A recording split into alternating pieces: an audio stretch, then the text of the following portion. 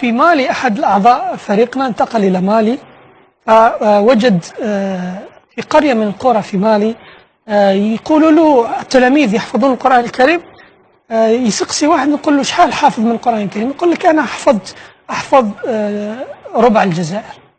واحد قال آخر يقول أنا أحفظ جزء من الجزائر. وش يقصدوا هذا؟ فعندما سأل الأستاذ اكتشف بأن المصحف يسمونه بالجزائر. لماذا؟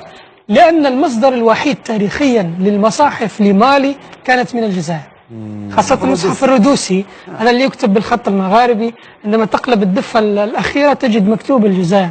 وحفظ أهالي هؤلاء المناطق بأن هذا الكتاب يسمى بالجزائر، فيقول لك أنا أحفظ نصف الجزائر وأحفظ نصف الجزائر. فهل إلى اليوم المصاحف تنتقل من الجزائر المالي؟